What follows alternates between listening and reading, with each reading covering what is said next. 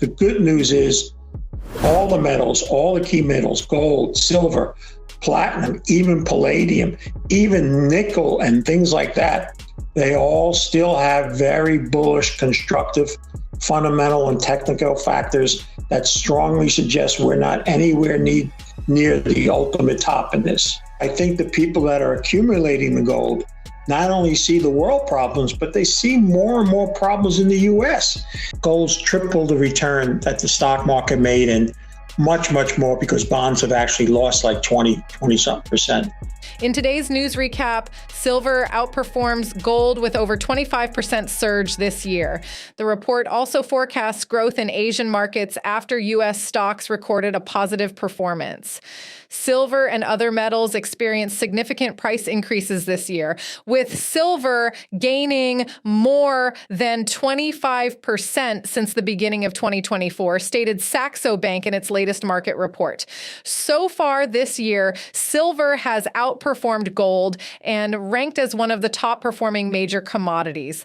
On Monday, spot silver gained 1.51% to $31, rising above the $30 key level. In addition, the Bloomberg Commodity Index is rising towards its third monthly increase for the first time since 2022, when inflation was over 8%. In May alone, the index has seen a 4% increase, setting the stage for its strongest performance since July 2023. Oil prices maintain gains. In addition to gains in bullion prices, oil prices also maintain their weekly gains as geopolitical tensions heated in Russia and the Middle East. Brent crude hovered near $84 a barrel after achieving its first weekly increase this month. Meanwhile, West Texas Intermediate remained just under $80. Now we'll show you the best clips, but first, smash the subscribe button and share this video with a gold bug. Enjoy the episode. Gold's tripled the return that the stock market made, and much, much more because bonds have actually lost like 20-something% since then. And as I've always spoken to you and respecting what you do for a living and all, my primary concern about gold first was as a capital gains, and then secondary as something as an alternative to paper currencies, which obviously I feel are all going to have problems in a world that's awash in a debt spiral. And for both those reasons, 25.36 was my target from almost half of that price. I believe it's almost, you don't want to say certainty, but it's fairly certain that even if there is a little correction before we get there, that number is not astronomical anymore to people. In fact, it's become very common and interesting enough, Elijah, outside of the bullion industry, not just people that are involved in it, people that talk about mining stocks, but I'm actually seeing non-normally metals oriented people talking about it because they came to this conclusion. And let me just run on here a little because I think it's probably the importance of the day. This move that we have had is not because somebody or some group is interested in a trade, even as an investment. It is something so much bigger because it overpowered the paper market, which was always slanted against the bullish side of gold. They've been destroyed. I mean, if they stayed in, they've been destroyed. And where that's most pronounced, and I don't think people, and again, I'm going to do a little self-pat on my back again, but a couple of months ago, I said that when copper was just under 4, it became my favorite metal. If you remember, more than even gold. Copper moved 25% in less than 2 months. That's like gold moving $600 and the Dow Jones Industrial Average going up 10,000 points. And the reason I say that, partly the glow, but also the point that when you have moves like this, there's something beyond normal taking place, something dramatic. And that's probably what, we could discuss a little bit more, what some of the possibilities are. Such different times now than it existed 20, 30, 40 years ago. The market has nothing in common when I first put my hat on 40 years ago. So ratios that worked 40 or 30 years ago may not be as effective or as useful now because so many things have changed to make up what's happening with those things that make up the ratio. It's the same as I try to tell the people like me with gray hair or no hair, 60s, 70s, that playing the market 40 years ago, the stock market is nothing like what it once was. When I started, Elijah, 90% of the trading was individuals. I don't think individuals make up 10% of the trading now. So same thing with the ratio, but the good news is all the metals, all the key metals, gold, silver, platinum, even palladium, even nickel and things like that, they all still have very bullish, constructive, fundamental and technical factors that strongly suggest we're not anywhere near the ultimate top in this. In a revealing discussion on the dynamics of the precious metals market, financial analyst Peter Grandich provided an intriguing perspective on the recent surge in gold and silver prices. He highlighted a seismic shift away from paper markets, where speculative short positions have historically dominated, towards stronger physical market influences.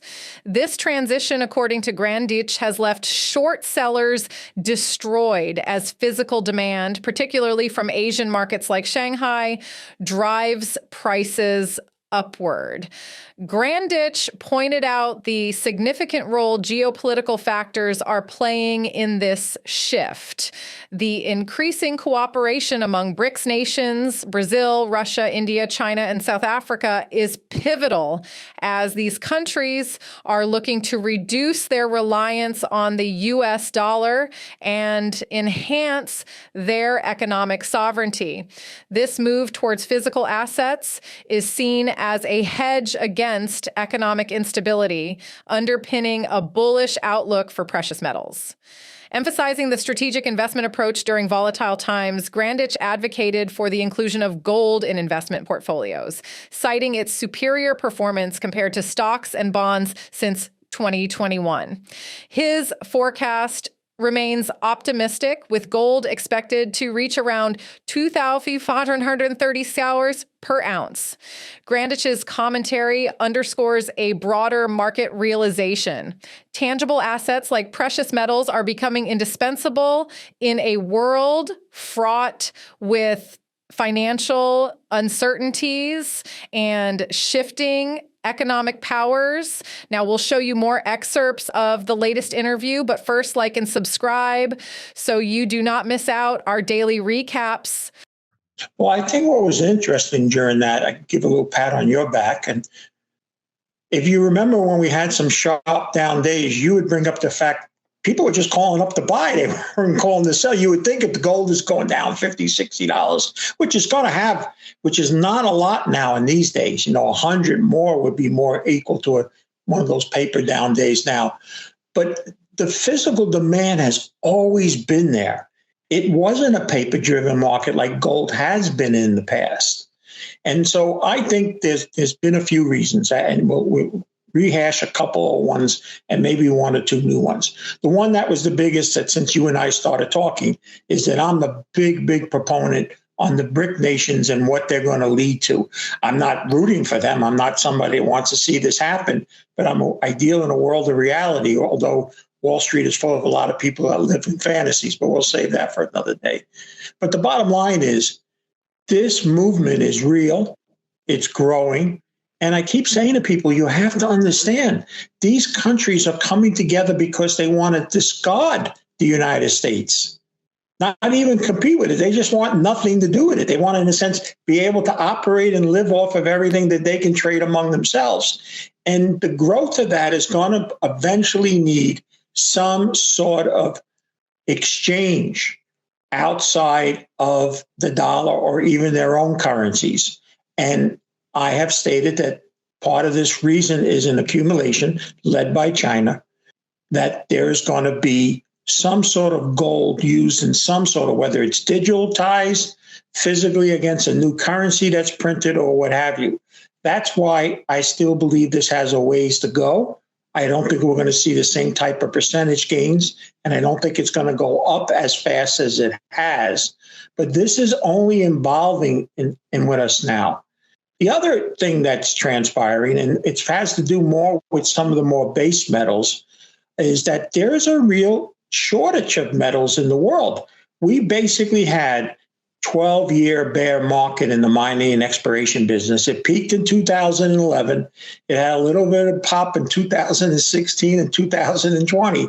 But basically, we've not seen large-scale exploration done in the world for a variety of metals. Yet the don't worry, be happy crowd that lives on Wall Street and the financial media attached to their hips tell us all about these great things that are still coming: electric vehicles, electrification, AI. Well, first of all of that needs electricity. We are going to have problems again this summer to meet our current electrical needs with brownouts and blackouts. And I like to joke, Elijah, but I'm not too far away. If you talk to people in the industry, some of the equipment is so old, I joke that Thomas Edison installed it. So, there's still going to be a big need for these metals, even though the prices have moved quite a bit. But the gold is a separate identity. It's for 2,000 plus years. It's been used. It's served its purpose. That's why when getting all the battles with the crypto nuts and all that kind of stuff, and they still may have their day, and there still may be something that they share in. But to think that that thing was going to take over and gold was going to disappear and all, it's proven yet again that when things get troublesome and things work out, they're not working out, gold still performs well. And I think you minimally have to, whether I was speaking to a bullion dealer or a bond dealer, I would say the same thing. I've always said you have to own gold just like you have insurance. People have car insurance. They have home insurance. They're not looking for their car to be stolen. They're not looking for their home to have a fire or something bad, but they want something to offset it there. And there's clearly, underlined clearly, a variety of reasons that you and I can talk to midnight and not cover nearly all of them, why you need to be concerned about fundamental things that are happening here and abroad. Do you agree with Peter Grandich's opinion? Will gold and silver experience the biggest bull run in history, or will the banks dump the metals in the paper markets? Post in the comment section down below your honest opinion and watch this video right here because it's a perfect fit for you. I see you on the other side.